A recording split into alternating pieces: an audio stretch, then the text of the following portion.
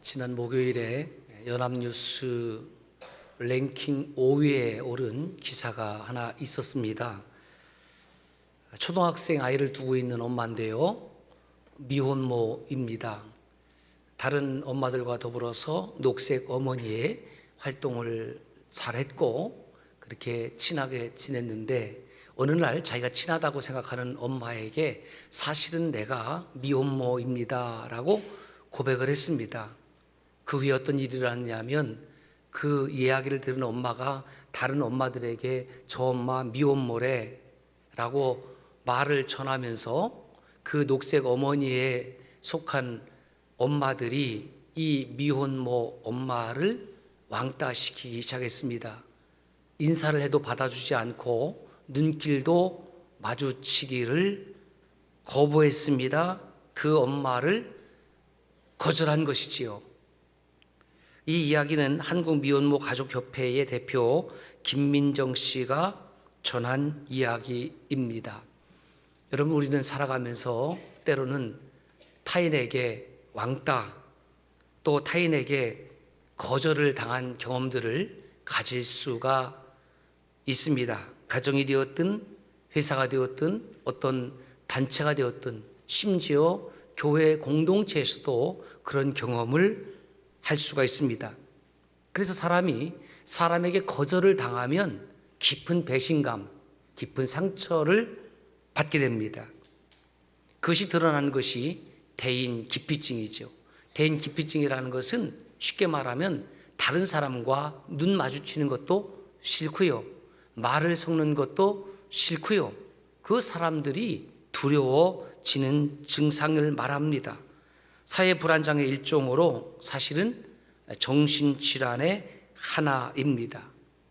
이런 대인 기피증이라는 것은 환경적, 유전적, 인지적 다양한 원인들에 의해서 발생을 하지만 결국은 그 대인 기피증으로 인해서 깊은 아픔을 안고 살아가게 된다라는 거죠.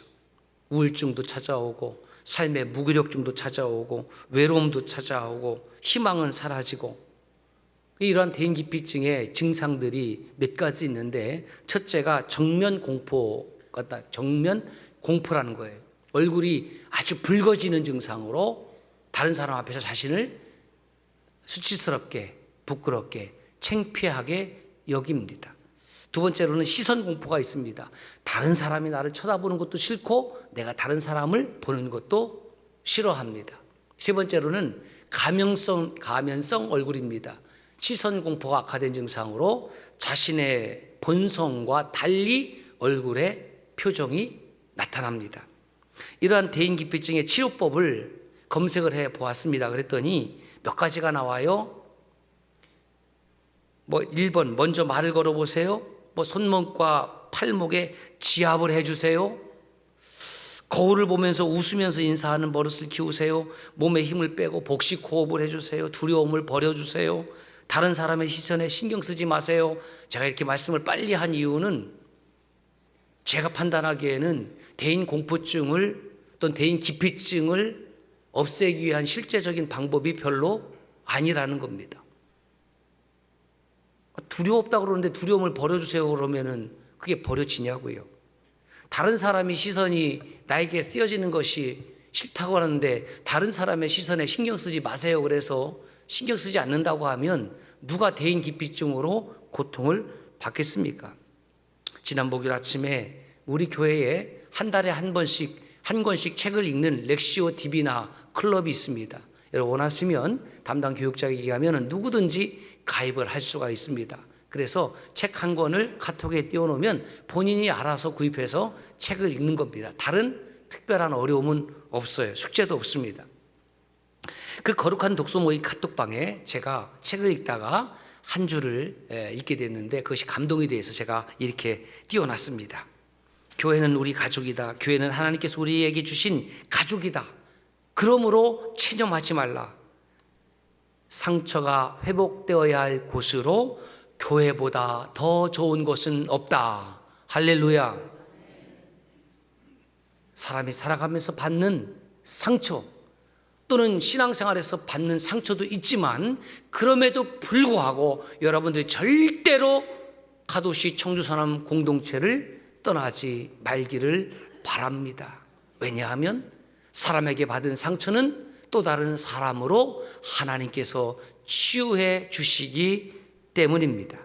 그러므로 우리 교회가 정말 하나님이 찾으시는 교회, 하나님이 기쁨이 되는 공동체가 되고자 한다고 하면 어떠한 상처나 아픔이 있든지 간에 그것을 보듬어주는 공동체가 되어야 합니다. 혹 여러분 가운데에 타인에게 배신당한 아픔이 있습니까? 거절을 당한 그런 트라우마가 있습니까?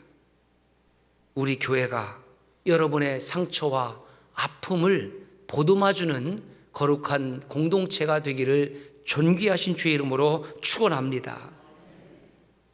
홀로 사시는 분들에게는 이 가정의 달을 맞이해서 주님의 함께하심이 있기를 축복합니다.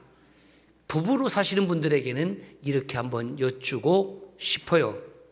요즘 여러분들의 부부는 행복한 부부 관계를 갖고 계십니까? 아멘 하는 분이 2부에는 딱 한 분 있었는데 3부에는 전혀 없습니다. 늦었습니다. 진정성이 없습니다. 그림을 하나 준비를 했습니다. 결혼 초기 뭘로 산다고요? 사랑해서 사랑. 그런데 3년이 지났어요. 뭘로 산다고요? 정으로 살고. 5년이 됐어요. 결혼한 차. 뭘로 산다고요? 의리. 결혼 10년 차 이상 뭘로 산다고요? 전회. 군대도 안 갔다 온데 막 전회로 산대. 그래서 제가 이거를 딱 보고 나서 너무 웃겨갖고, 그러면 결혼 20년 차 이상은 뭘로 살까? 그걸 한번 제가 질문해 봤어요. 예, 결혼 20년 차 이상 하신 분들, 전체 30년이 넘었는데 뭘로 살아요? 예, 답이 안 나오죠. 제가 가르쳐 드릴게요. 따라서 하세요. 찐사랑. 진짜 찐사랑으로 사는 거예요. 예. 저도 의리로 산 적이 있었던 것 같아요. 전회로 산 적도 있었던 것 같아요. 그런데 30년 넘어가니까 그때는 몰랐어요. 정말 내 옆에 있는 그분이 소중한 분이라는 것을. 오늘 말씀에 등장하는 이 여인을 보면서 저는 부부간의 모습에 대해서 또 생각해 보았습니다.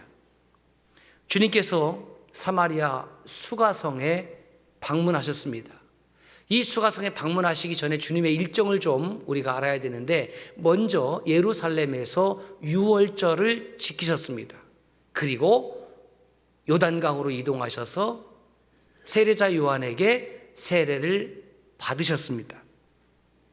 자, 그런데 보통 유대인들은 이 남쪽에 있는 예루살렘에서 유월절을 지킨다든지, 아니면 예루살렘에서 무슨 일을 보고 북쪽인 유대 지역, 북쪽 유대 지역, 성경에 보면 갈릴리 지역으로 이동하게 될 경우에 그 중간에 있는 그 마을이 있는데, 그 마을이 사마리아입니다. 사마리아.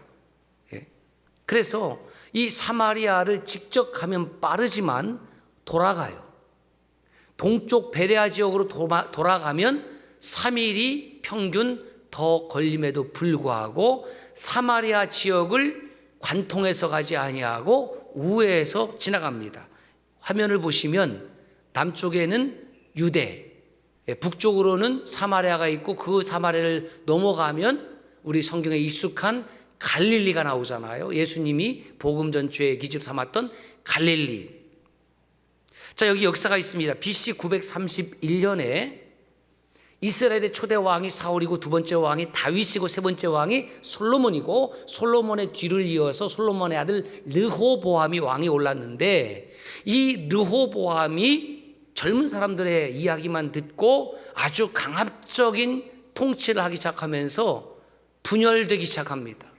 무겁게 세금을 올리면서 유다와 베냐민 지파 두 지파만이 남쪽 르호보암의 통치를 받는 남유다가 되었고, 12지파 중에서 10개 지파가 북쪽에 사마리아를 중심으로 해서 여로보암이라는 사람을 왕으로 추대해서 남북 왕조의 역사가 시작이 됩니다.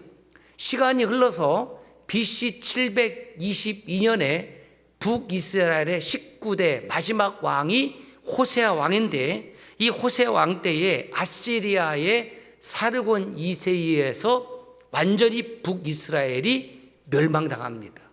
이 사르곤 2세는 정치적인 목적을 가지고 그 사마리아 북쪽 지역을 통치하기 위하여 아시리아 남자들을 대규모로 사마리아로 보내서 이 사마리아에 사는 유대 여자들과 혼인을 시켜버려요. 그러니까 피를 섞게 되는 거죠. 요즘 말로 말하면 다문화 가정이 생겨나는 겁니다. 그런데 하나님께서는 유대인들에게 무엇이라고 말씀했냐면 이방인들과 결혼하지 말라는 거예요. 그 이유는 단 한 가지입니다. 이방인들과 피를 섞게 되면 필경 그들 속에 이방 문화가 들어오고 이방 우상이 들어오기 때문에 너희들이 창조주 나 야훼를 잊어버릴 것이다 라는 우려로 이방인들과의 결혼을 금하셨지만, 결국 멸망하기 전부터 그들은 우상을 숨겼고 하나님의 심판으로 북이스라엘이 먼저 멸망하는 겁니다. 그리고 피가 섞이기 시작합니다. 우상 숭배를 아주 본격적으로 하는 것이죠. 그래서 남쪽에 아직 남유다를 유지하고 있는 유대인들은 북쪽에 있는 유대인들이 피가 섞였다고 해서 상종하지 않기 시작했습니다. 너희는 유대인들의 피를 더럽힌 사람들이야. 너희들하고 말하지 않아. 너희들하고 눈도 마주치지 않아. 그래서 그 사마리아 지역에 사는 피가 섞인 유대인들을 이방인보다도 더 아주 멸시하는 그런 풍토가 생겨나기 시작을 했습니다. 그래서 유대인들이 그 사마리아 지역을 넘어서서 갈릴리 지역에 갈 일이 있을 때는 직접 관통하지 아니하고 우측 베레아 지역을 이용해서 우회해서 다니게 된 것입니다. 그 화면을 보시면 남왕국과 북이스라엘, 초록색으로 있는 분은 남쪽이고 노란색으로 되어 있는 것은 북쪽입니다. 참고를 좀 하시면 좋을 것 같아요. 자, 우리나라 역사도 우리나라 역사 속에 여진족, 거란족, 몽골족 등등이 침범을 해서 누구를 잡아갔습니까? 주로 아이들과 여성들을 잡아갔습니다. 그리고 성적 놀이개로 삼았습니다. 어찌어찌 해서 고향으로 돌아오게 됐습니다. 고향으로 돌아온 여인을 뭐라고 했냐면 환향여 이렇게 했습니다. 고향으로 돌아올 환자, 돌아왔다라는 뜻이지요. 그들만 있는 것이 아니라 가까운 역사 속에 일본군 성노예가 됐어요. Japanese Military Sexual Slavery. 이것이 UN 인권소위원회 보고서에 등장하는 공식 용어입니다. 일본군 성노예. 우리나라, 중국, 필리핀, 태국, 베트남, 말레이시아, 인도네시아, 심지어 네덜란드까지 많은 여인들이 일본군의 성적 놀이개로 아픔을 겪었습니다. 전쟁이 끝났습니다.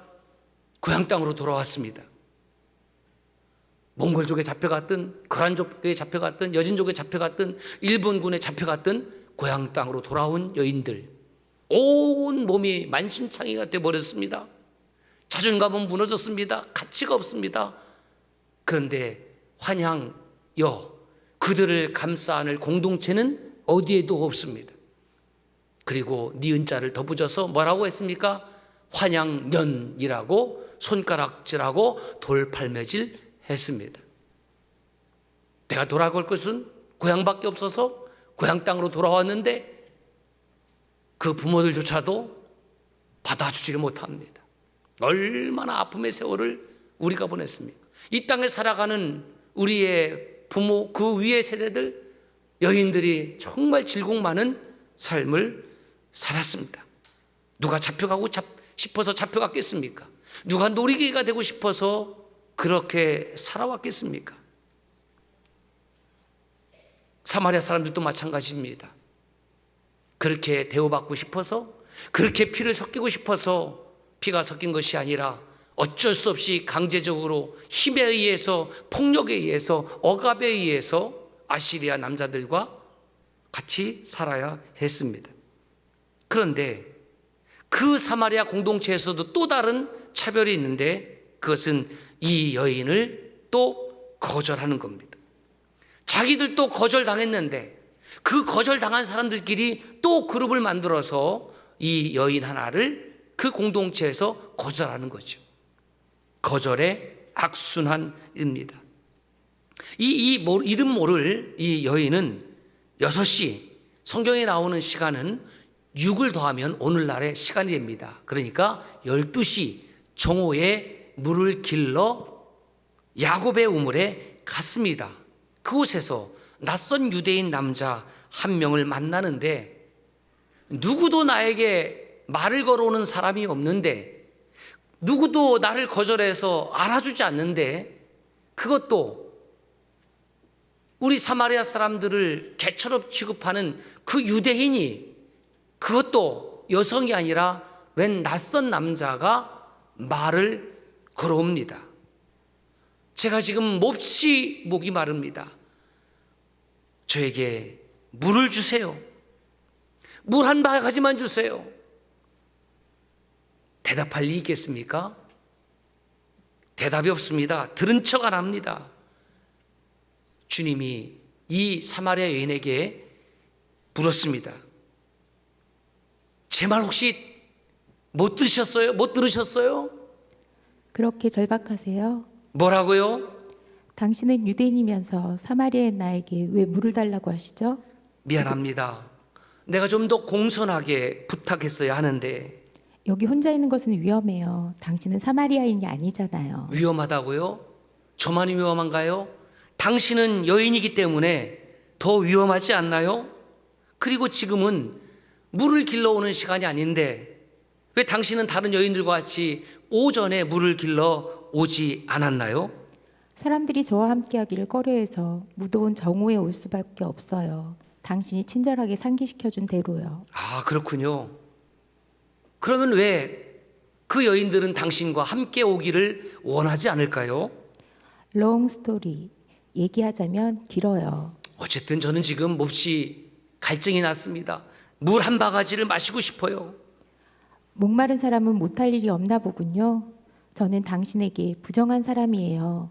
내가 쓰는 이 물 항아리 때문에 유대인인 당신이 부정하게 될 수 있어요. 아니에요. 다른 유대인들은 이방 여인이 쓴 그 바가지에 손을 대지 않으려고 하지만 나는 그렇게 생각하는 유대인이 아니에요. 난 그렇지 않아요.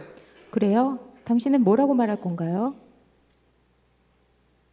여인이요, 지금 당신에게 말하는 내가 누구인지를 알았더라면 내게 오히려 마실 것을 달라고 했을 겁니다. 아, 그러세요? 네, 저는 당신에게 영원히 목마르지 아니하는 생수를 주고 싶어요. 그러세요. 그런데 당신은 물을 뜨는 도구도 하나 없네요.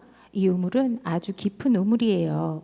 그리고 당신이 이미 줄 생수가 있다면 도대체 왜 저에게 물을 달라고 하나요? 저도 롱 스토리. 얘기하자면 길어요. 유대물이 사마리아 물보다 낫다는 얘기인가요? 그런 뜻은 아닙니다. 그러면 당신은 이 우물을 판 조상 야곱보다 위대한 사람인가요? 당신이 말하는 물이 과연 야곱의 물보다 나은 건가요? 저도 야곱을 잘 알고 있습니다. 그런데 당신이 주는 물을 먹으면 다시 목마르지만 내가 주는 물을 먹으면 그는 다시 목마르지 않을 거예요. 그거 참 좋네요. 내가 주는 물은 그것을 마신 사람 안에서 영원한 생명이 솟아오르는 샘물이 될 겁니다. 진짜요? 그런 물이 있어요? 그럼요. 그럼 증명해 보세요. 그럼 먼저 당신의 남편을 불러오세요. 나는 남편이 없어요. 사랑하는 여러분, 사실 가정 이야기, 그것도 행복한 이야기라면 선뜻 다른 사람들에게 이야기하기가 좋겠지만 이 여인의 가정 이야기는 너무너무 가슴 아픈 이야기입니다. 남편이 몇 명이 있었다고요? 5명. 2000년 전에 5명입니다. 지금 우리 성도님들 가운데에 제가 알고 있는 정보로는 5명씩 남편을 거드렸던 여인들이 없어요. 5명씩 남편이 있었으면 뭐 능력 있는 여자입니까? 여러분 그렇게 생각하세요? 2000년이 지난 오늘에도 그런 여인은 없습니다. 성경에 보면 어떤 남자가 여러 여자를 거느린 뭐 왕 같은 사람들, 그런 일은 있어도 여인이 남편 둘, 셋, 넷 거느린 역사는 없습니다. 그렇다고 하면 이 여인이 지금 6번째 남편과 살고 있다라는 뜻은 그 5명의 남자들로부터 그 여인의 인생이 모두 거절당하는 인생으로 살았다라는 것입니다. 남편으로부터 거절당한 여인이 동네 다른 사람들로부터 여러분 인정받았을까요? 포용받았을까요? 안아주었을까요? 어떤 여인이 이 여인과 어울렸을까요? 심지어 이른 아침에 뜨겁지 않을 때에 야곱의 우물로 물을 들어가는 여인들조차도 이 여성을 수용하고 받아주지 못했습니다. 거절했습니다. 대인기피증을 가질 수밖에 없었고 이 여인은 그만큼 외로웠습니다. 이 여인은 주님이 자신이 말하지 않는 것을 아는 것에 놀라워서 이렇게 말합니다. 당신은 선지자로군요. 당신은 나에게 설교하러 왔나요? 아니요. 이렇게 혼자 올 때는 그나마 죄책감에서 벗어날 수 있어요. 나는 당신을 지금 정죄하고 있지 않습니다. 나는 실수를 반복하며 살아왔어요. 그러나 당신 같은 사람 때문에 새로운 기회를 갖지 못했어요. 우리 같은 사람이요? 그게 무슨 말인가요? 우리 조상들은 이 산에서 예배를 드렸지만 당신 같은 유대인들은 예루살렘만이 예배의 유일한 장소라고 우기잖아요. 그것은 예루살렘 성전이 거기에 있기 때문입니다.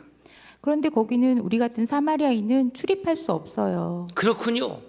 그런데 나는 그러한 장벽을 없애려고 허물려고 이 땅에 왔습니다. 하나님은 이 산 위에서도 저 산 위에서도 아닌 곳에서 하나님을 예배하기를 원하십니다. 그럼 하나님이 필요할 때 어디로 가면 되나요? 어디로 가면 되냐고요? 어디든지. God is Spirit. 하나님은 영이십니다. 하나님은 영이시기 때문에 우리가 어디서든지 하나님을 예배할 수가 있고 영과 진리로 예배할 때가 오는데 바로 지금이 하나님 앞에 영과 진리로 예배할 때입니다. 하나님은 마음을 다하고 뜻을 다하고 성품을 다하고 힘을 다하여 하나님을 예배하는 그 한 사람을 찾으십니다. 그러므로 당신이 누가 되었든지 어디 출신이 되었든지 무엇을 했든지 하나님은 상관하지 않습니다. 주님의 말씀에 여인이 당황합니다. 그리고 다시 주님이 여인에게 묻습니다. 여인아, 당신은 내가 말하는 것을 믿을 수 있습니까? 메시아가 오셔서 저와 이 모든 사항을 바로 세우고 설명해 주시기 전에는 어느 누구도 신뢰 못해요. 그렇군요. 당신이 말하는 메시아는 바로 당신 눈앞에 있는 바로 납니다. 당신의 첫 남편 이름이 라미닝이었죠. 당신은 결혼을 소망하던 순결한 여인이었어요. 그런데 당신에게 첫 번째 그 남편은 좋은 남편이 못 되었습니다. 왜냐하면 당신에게 커다란 상처를 주었으니까요. 당신은 결혼에 대해서 회의도 갖게 되었고 심지어 하나님에 대한 믿음도 포기하고 말았지요. 제발 그만하세요. 둘째 남편 이름은 팔자드였던가요? 결혼식 날 밤 그의 몸에서는 오렌지 향이 났었지요. 그리고 당신이 시장에 가서 오렌지 옆을 지날 때마다 그 두 번째 남편을 생각했습니다. 당신이 함께 했던 남편 중에 유일하게 경건했지만 당신은 그와 함께 살 자격이 없다고 스스로 떠났잖아요. 제게 왜 이러세요? 내가 아직 사람들에게 나를 메시아라고 밝힌 적은 없지만 오늘 처음으로 당신에게 내가 바로 그 메시아라는 것을 말씀드립니다. 그러므로 나를 메시아로 믿으면 좋겠습니다. 당신은 사람을 잘못 골랐어요. 아니요, 나는 당신 한 사람을 만나러 여기까지 찾아왔습니다. 내가 이 시간에 여기 있는 것이 혹시 우연이라고 생각하시나요? 전 모든 사람들에게 거절받은 사람이에요. 내가 모든 것을 다 알고 있습니다. 세상은 당신을 거절했지만 메시아는 당신을 거절하지 않으십니다. 당신이 내 모든 것을 아시는 이유는 메시아이기 때문이죠. 이 여인은 자기 앞에 남자가 바로 그토록 기다렸던, 그 가슴에 품고 있었던 그리스도라는 사실을 믿게 되었습니다. 마을에 가서 모든 사람에게 내가 메시아를 만났다고 알릴 거예요. 그렇게 하시기를 바랍니다. 이제 요한복음 4장 28절 29절 말씀을 함께 읽겠습니다. 시작. 여자가 물동이를 버려두고 동네로 들어가서 사람들에게 이르되 내가 행한 모든 일을 내게 말한 사람을 와서 보라, 이는 그리스도가 아니냐 하니 그들이 동네에서 나와 예수께로 오더라. 성도 여러분, 정말 외롭게 살던 여인, 저는 이 말씀을 읽으면서 도대체 예수님께서 이렇게 만신창이가 된 여인, 성경에 나오는 여인 가운데 누가 이렇게 오랫동안 예수님과 대화를 주고받았는지에 주목하고 싶습니다. 이 여인이 메시아를 만난 기쁨이 얼마나 큰지 그 증거가 세 개 있습니다. 첫 번째, 그렇게 주님이 물을 마시고 싶다고 했지만 이 대화 속에는 주님께 한 바가지의 물을 떠서 드렸다는 내용이 없습니다. 까먹은 거예요. 두 번째, 물을 길러온 물동이도 버려두고 갈 만큼 그는 기쁨으로 충만했습니다. 여러분, 기쁨으로 충만하면 때로는 정말 소중한 것을 잊어버릴 때도 있거든요. 세 번째, 자신을 거절했던 그 사람들, 여러분 믿지 않겠습니까? 자신을 거절했던 그 사람들에게 가서 자기가 먼저 말을 걸고 그가 먼저 내가 메시아를 만났다라고 이야기한다는 것이, 여러분, 이게 가능한 일일까요? 여러분, 그렇습니다.